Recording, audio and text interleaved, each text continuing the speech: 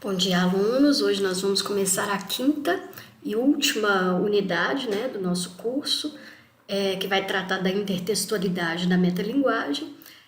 São duas aulas, na verdade, né? Essa primeira de hoje, a gente vai trabalhar a questão da intertextualidade e na próxima aula a gente vai falar sobre a metalinguagem, né? O texto base da aula de hoje, né, é esse capítulo Crítica e Intertextualidade, que está nesse livro aqui da Leila Perrone Moisés, que inclusive é um livro muito interessante, né, para quem quiser se aprofundar nessas questões, para quem tiver gostado também, né, dessa disciplina, pode aprofundar aí a partir dessa leitura, tá? Mas, bom, na aula de hoje nós vamos ver então alguns conceitos principais, né, que estão trabalhados pela Leila nesse texto, e além disso vou trazer para vocês alguns exemplos, tá, de intertextualidade, especialmente na arte, mas nos slides também, no final dos slides, tem vários exemplos na literatura. Como vocês vão receber esses slides, depois vocês podem dar uma olhada, tá? O primeiro exemplo é justamente esse que está, né, na capa da nossa aula, onde vocês veem aí uma conversa, né, do Botero com o Da Vinci, né? Aqui à direita a gente tem um dos mais famosos quadros, né, da história da arte, que é o Mona Lisa, né, do Leonardo da Vinci, que é um quadro aí do iníciozinho do século XVI, e já no século XX, né, o Botero faz uma homenagem aí, né, em 78, e também chama esse quadro de Mona Lisa, e é evidente, né, a conexão entre os dois, tá? Então, a intertextualidade nada mais é do que esse diálogo entre obras, né, que às vezes é irônico, às vezes é respeitoso, às vezes é hipercrítico, né, às vezes é debochado, tá? Como aqui, por exemplo, né, nessa obra do Duchamp,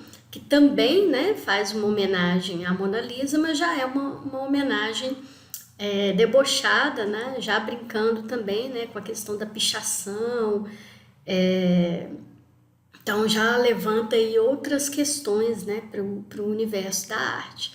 Então todos esses artistas, né, claro, estão fazendo a devida homenagem à Mona Lisa, mas ao mesmo tempo estão levantando outras questões, né? No caso do Botero, por exemplo, ele infla, né, um pouco o rosto da Mona Lisa, muito provavelmente já fazendo uma crítica, porque a gente já está nos anos 2000, né, onde há toda uma gordofobia, digamos assim, já não se chamava assim, né, nos anos 70, final dos anos 70, início dos 80, mas já havia, né, na publicidade, na televisão, no cinema, né, uma hiperfaturação, digamos assim, do corpo magro, né, da beleza magra e tal, que é uma das coisas que o Botero questiona, né.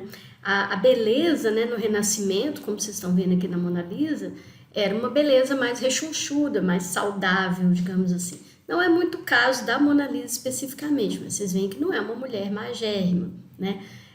E o Botero vai fazer essa crítica justamente engordando ainda mais, né, uma personagem que já tinha aí alguns traços mais gordinhos, digamos assim, né? Ou nem gordinhos, né? Normais, enfim.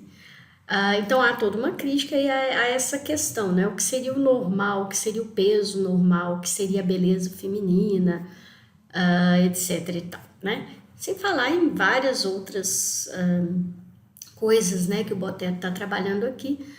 A aula não é sobre arte, né? Então não vou me aprofundar, mas é só para vocês terem uma ideia do campo de possibilidades que se abre aí a partir da intertextualidade, né? No caso do Duchamp, ele simplesmente pegou a obra original e fez uma pichação, né, ou um desenho em cima, né, um desenho debochado, irônico, que é muito comum, por exemplo, as crianças fazerem nas páginas das revistas, etc. Né? Aqui a gente tem, né, uma intertextualidade aí para o lado no caso aqui, né, da propaganda do Bombril, da publicidade, né? Então a publicidade também volta e meia convoca, né, como vocês estão vendo aqui na Lego, Coca-Cola, Colgate, né? e outros aqui que eu encontrei pela internet. Então, são versões da Mona Lisa que vão sendo, né, criadas, né, infinitamente. Se vocês procurarem na internet, vocês vão ver dezenas de Monas Lisas diferentes, né, ora usadas na publicidade, ora usadas para fazer algum deboche ou alguma ponte intertextual também, né? Nesse caso aqui com rock and roll, por exemplo, e por aí vai, né? Então, a intertextualidade é um campo infinito, né? Tanto no campo da arte, da literatura, que são campos, digamos, mais respeitados, né? No interior da cultura, etc e tal, mas também em campos do entretenimento, do humor, da publicidade, do deboche mesmo, né? Assim, você tem também possibilidades infinitas, né? Porque você simplesmente está fazendo, estabelecendo um diálogo entre dois campos, né? Que claro, né? Vai depender muito esse diálogo do efeito que você quer provocar no espectador ou no leitor, tá?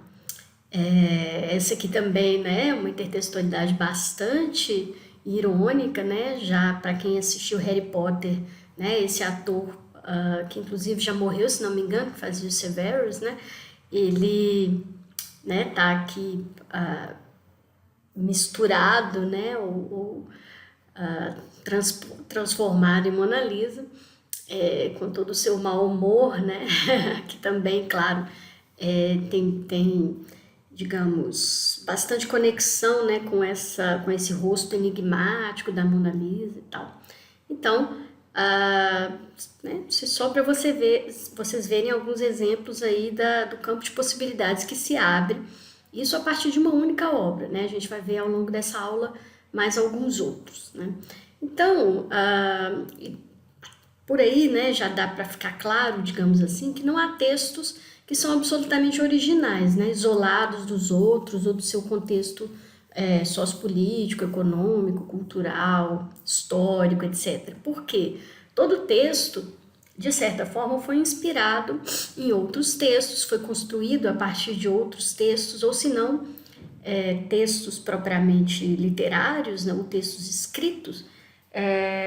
Textos podem ter sido construídos a partir de ideias, né, que não vêm necessariamente de texto, podem ter vindo do cinema, podem ter vindo do teatro, podem ter vindo da música, né, até da arquitetura, enfim.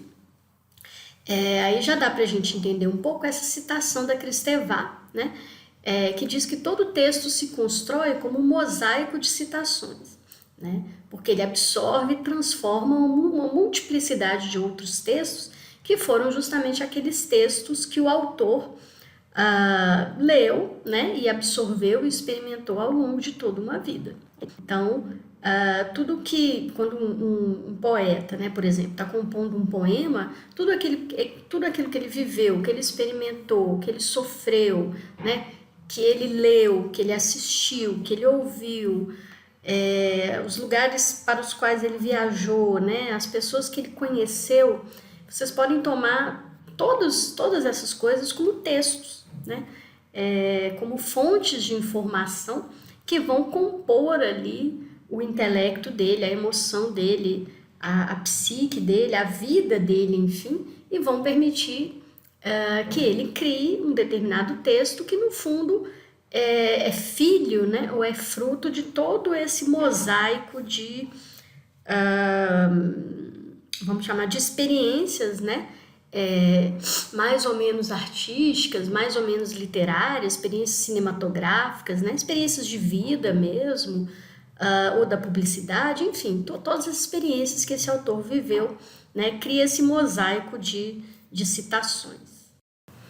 Esse mosaico também, né, se vocês forem pensar, ele também se cria, né, ou se efetiva no plano pessoal, né, porque uma pessoa ela não se forma, né, sem a influência de inúmeras outras pessoas, personalidades, né, modos de ser, gestualidades, modos de encarar o mundo, né? Então, a princípio, claro, né, a gente copia uma série de coisas dos nossos pais, dos nossos irmãos, dos irmãos mais velhos,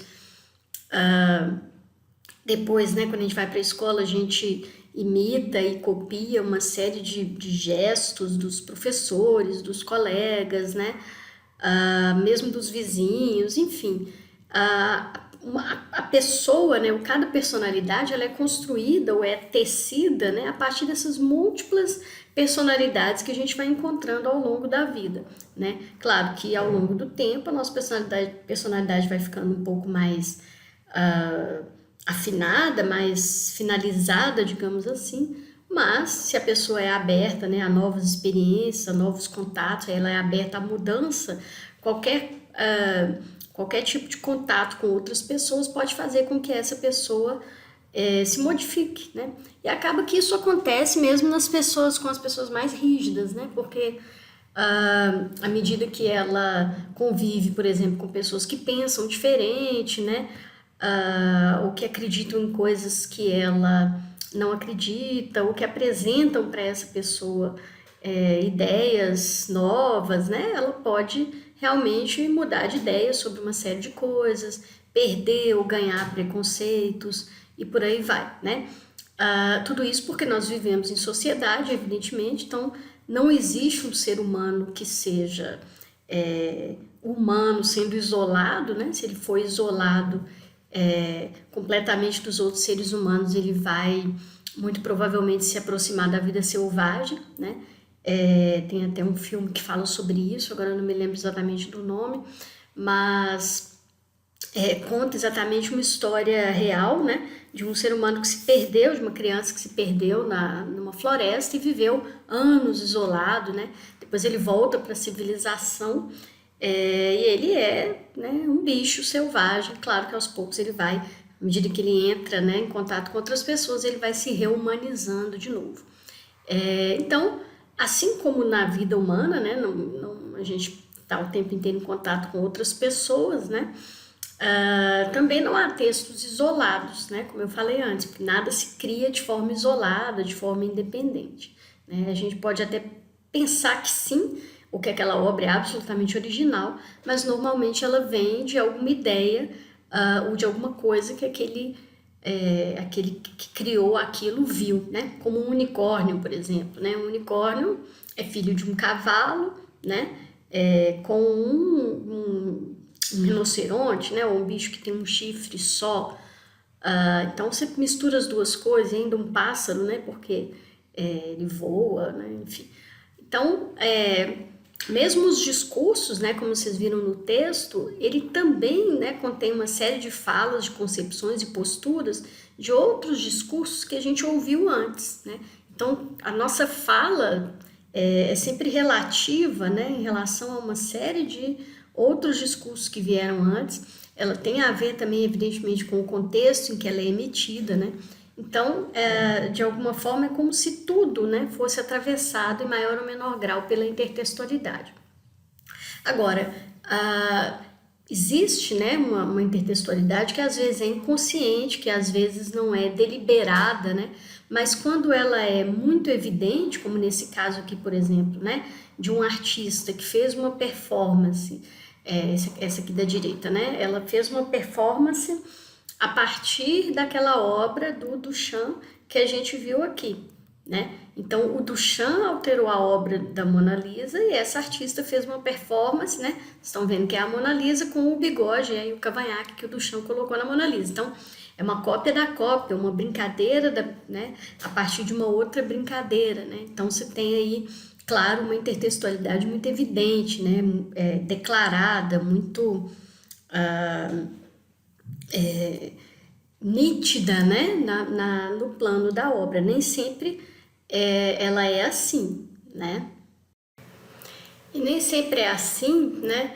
Porque às vezes a intertextualidade não é evidente, né? Ela não é muito clara. Nem às vezes o próprio autor sabe, né, de onde surgiu aquilo, né? Quais foram as influências, né? Quais foram as referências que ele usou.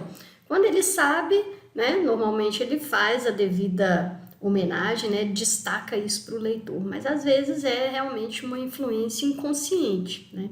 Então eu crio alguma coisa, ela certamente vem de alguma coisa que eu vi, ouvi, vivi, experimentei, consumi no passado, né? Mas eu não me lembro mais de onde isso veio. Então, eu já tomo aquilo como meu, né?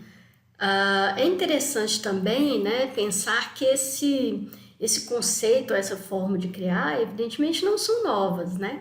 Os textos do passado também, embora sejam os primeiros textos, né, existentes, eles também não foram criados do nada, né? No caso da Ilíada, da Odisseia, por exemplo, que são textos que chegaram para nós, né, como os primeiros textos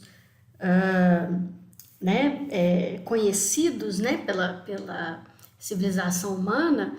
É claro que provavelmente existiram outros, mas, né, não chegaram até nós, né? Então, os primeiros que a gente conhece, né, seria a Ilíada e a Odisseia, são duas epopeias gregas, né? Eles foram criados a partir de mitos orais coletivos que estavam presentes, né, na cultura grega, da Grécia clássica, naquela época, né?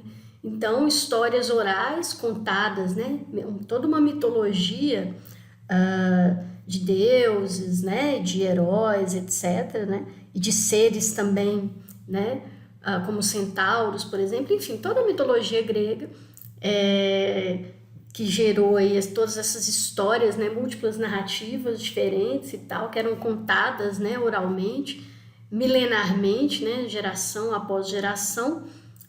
Em algum momento o Homero, há até uma questão sobre isso, né, se o Homero era uma pessoa, se era mais de uma, se ele existiu de fato, enfim. Alguém, em algum momento, reúne toda essa mitologia, todos esses mitos orais coletivos e cria, né, tanto a Ilíada quanto a Odisseia e provavelmente outras epopeias da época que não chegaram até nós, né, que não atravessaram aí os séculos e milênios para chegar até os nossos dias, né. Mas a composição, né, dessas obras que desapareceram e das que ficaram, né, como a Ilíada e a Odisseia, era feita, né, a composição era feita a partir dessas múltiplas narrativas orais que já estavam presentes naquela cultura, né? E essas narrativas, por sua vez, muito provavelmente eram criadas a partir de experiências, a partir do que eles viviam, né? No caso da Odisseia, por exemplo, e mesmo da Ilíada, né? Ambas citam a Guerra de Troia, né? Provavelmente foi uma guerra que de fato aconteceu, ou se não foi uma única guerra, várias guerras, né? Que à medida que essas narrativas sobre diferentes guerras vão ao longo do tempo vão se transformando numa única guerra, né? Enfim. Aqui no slide eu trago um outro exemplo, né, de uma obra antiga aqui, né, no caso uma obra medieval do século XIV, italiana, né, uma anunciação. Então, uma anunciação normalmente tem centenas, dezenas, talvez até centenas de quadros com esse tema, né? Esse é um tema, para quem é católico já reconhece aí, da Igreja Católica. É uma mitologia, né? Faz parte da mitologia cristã, onde Maria recebe aí a anunciação, né? Da sua concepção divina, né? Que em breve vai acontecer, né? Então, em breve ela vai ficar grávida de Jesus e tal, que é filho de Deus, etc. Então, quem anuncia isso para ela é o anjo Miguel, eu acho, Rafael, enfim. E aí, essa cena, né, que é muito importante para a mitologia cristã, ela foi representada, ela foi pintada e esculpida, né, nos mais variados formatos ao longo dos séculos. Essa aqui é uma delas, tá?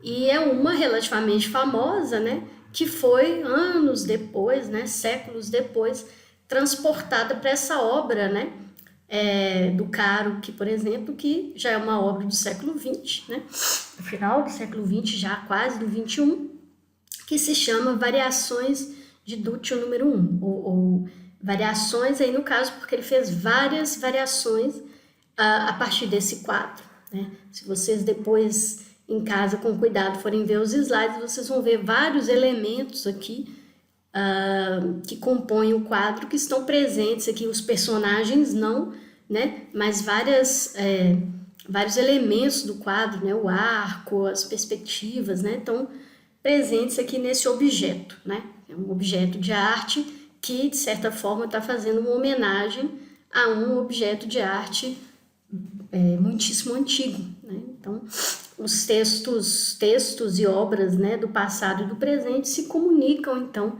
nesse diálogo permanente.